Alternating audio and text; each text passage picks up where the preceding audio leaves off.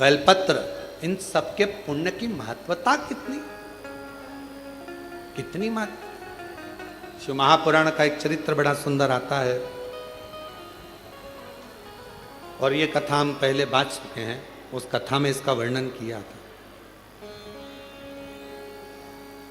यदि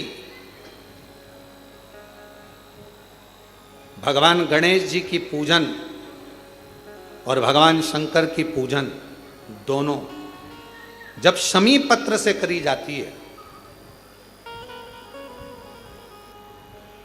तो शरीर में कैसा भी रोग भरा पड़ा हो, डॉक्टर ने कह दिया कि यह बहुत बेकार रोग है और यह रोग इसका पीछा नहीं छोड़ेगा।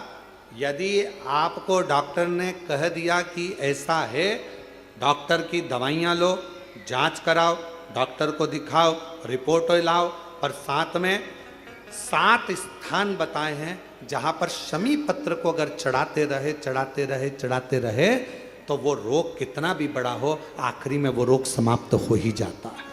7 स्थान बताए शमी पत्र। अब शमी पत्र के 7 स्थान तो बताएं, पर शमी पत्र की इतनी महत्वता क्यों है? मंदार की इतनी महत्वता क्यों है?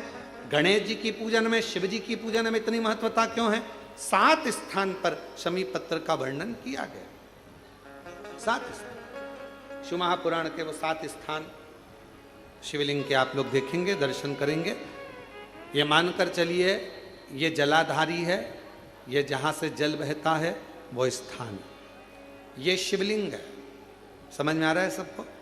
ये शिवलिंग, ये जलाधारी, ये जल बहता है वो स्थान, बीच में अशोक सुंदरी का स्थान, गणेश जी कार्तिकेय जी का स्थान, माँ जगत जननी का हस्तकमल, शिवलिंग, ऊपर जलाधारी में जया, विषहरा, श्यामली बारी, दौतली, देव।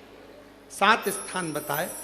पहला स्थान अशोक सुंदरी का स्थान, द्वितीय स्थान भगवान श्री गणेश जी महाराज का स्थान, जहां गणेश जी का स्थान है सीधे भाग में उस स्थान। तृतीय स्थान मां पार्वती जी का हस्तकमल। चतुर्थ स्थान भगवान शंकर का शिवलिंग। चौथा स्थान।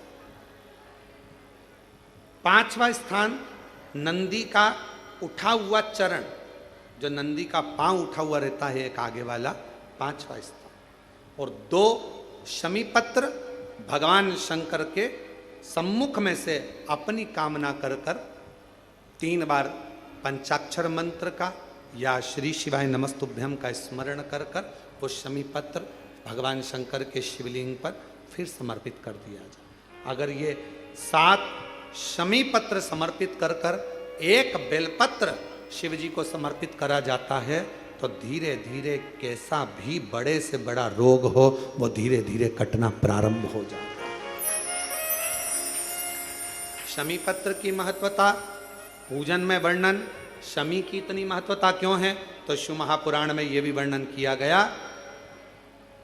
औरव मुनि के, औरव ऋषि के